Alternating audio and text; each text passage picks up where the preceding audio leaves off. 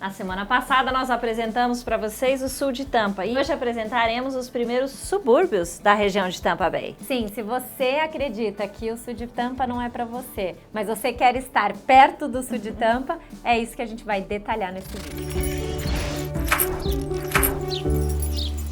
Então vamos voltar para o mapa, né, Marga? Vamos. Porque é o jeito mais fácil de entender. Então a gente já apresentou essa península aqui, essa área que é o sul de Tampa, que é uma área composta por casas mais antigas versus também casas ultramodernas e casas novas. Alguns CEPs que possuem a maioria das casas milionárias, né? Casas de mais de $1 milhão da região. Uma área que é extremamente bem localizada, mas que tem certas características, como, por exemplo, o fato de existirem tantas casas com estilo bangalô, né, Marga? Porque elas foram construídas em 1920, quando as pessoas não possuíam carros. Exatamente. Então, você não tinha garagem. Não. Você não tinha aquela casa típica americana com a garagem na frente dela, Exatamente. porque simplesmente as pessoas andavam com o trolho. Aliás, é um passeio super legal que dá para fazer de bondinho só aqui no sul de Tampa. Pensem da perspectiva de histórica, né? A gente tem um bairro aqui que nasceu, cresceu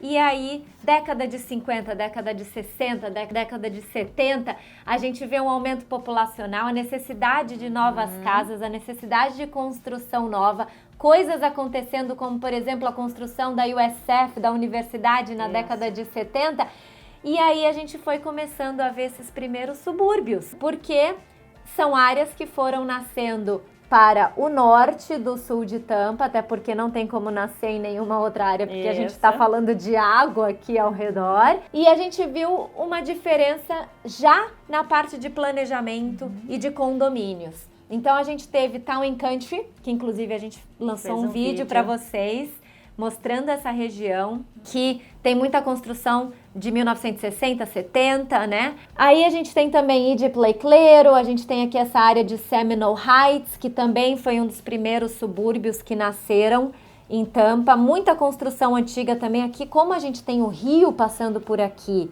e normalmente as cidades nascem a partir dos rios, a gente vê aqui também muita construção de 1920. Sim. É uma área um pouco mais antiga do que aqui essa outra região. E aí a gente tem dois grandes bairros, né? A gente não usa a denominação bairro aqui nos Estados Unidos, mas acho que o mais próximo do que a gente tem no Brasil são bairros que são completamente diferentes de todas as outras áreas, que são West Chase e New Tampa.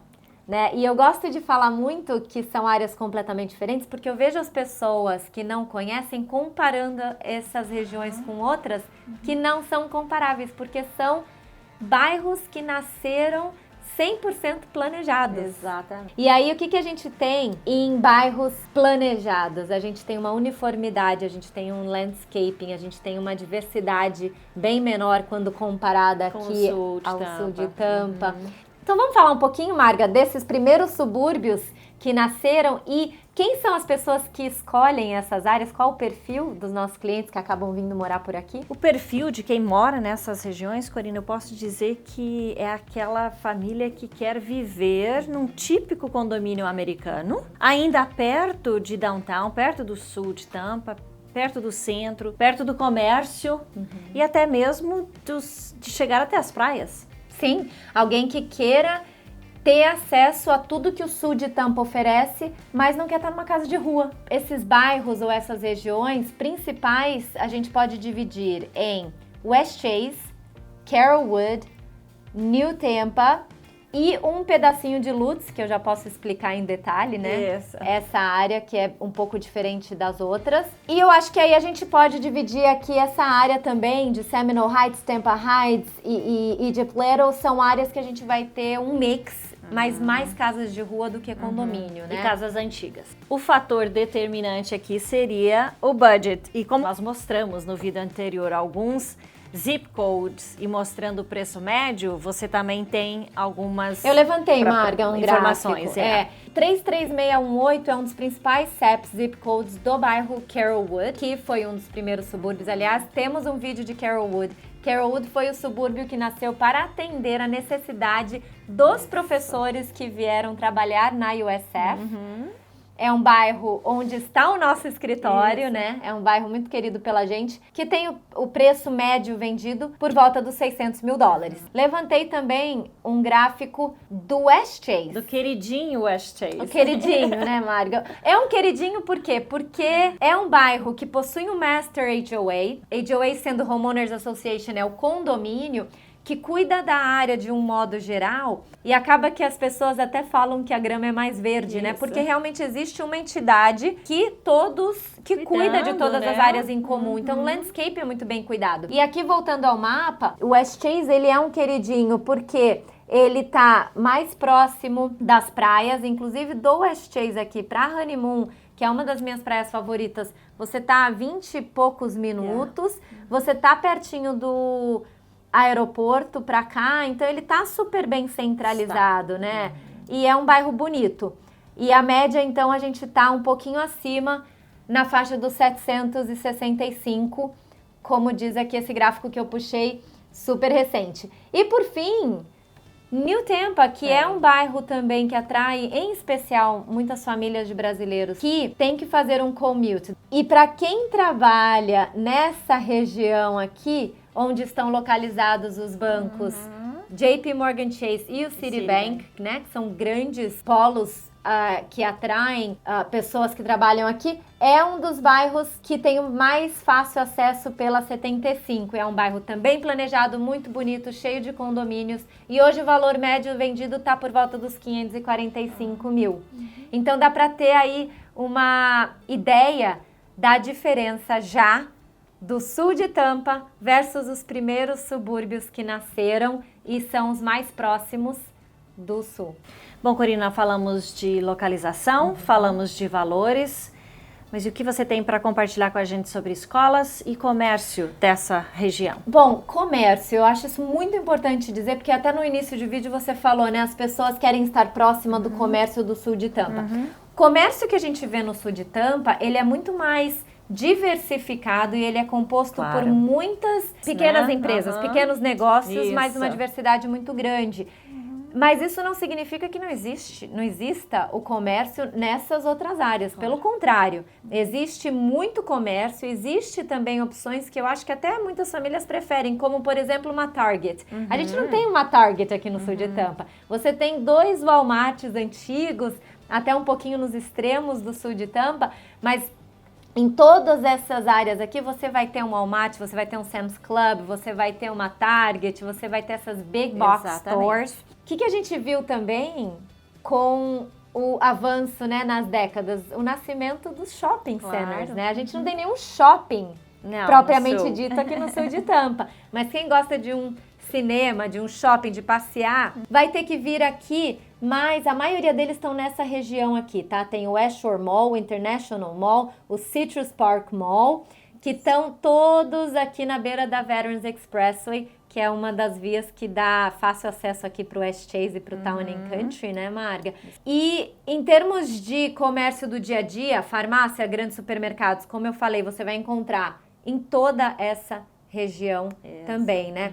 E muito importante dizer que as pessoas têm a impressão de que existe muito comércio no centro da cidade, em downtown. Pelo contrário, aqui a gente tem muito menos comércio, tem lojas e restaurantes que nem abrem aos finais de semana porque não existe tantos residentes por ali, né? Aqui não, aqui são áreas que nasceram como sendo residenciais, mas como foram planejadas, nasceram já com todo o comércio necessário para que as pessoas não tenham que ficar se deslocando, piorando o trânsito para outras áreas. E por fim, escolas, né, Marga? A gente tem as escolas públicas que são muito tradicionais, que cresceram junto com os bairros, foram construídas nas épocas em que esses bairros foram construídos também. Porém, vou colocar em um detalhe algo que confunde muito as pessoas e eu sei que é de extrema importância, né? O que a gente mais possui, clientes procuram escolas. A gente tem os bairros de West Chase e New Tampa, que como você falou, né, Marga, é um dos queridinhos porque são planejados, são bonitos, possuem essa beleza na organização.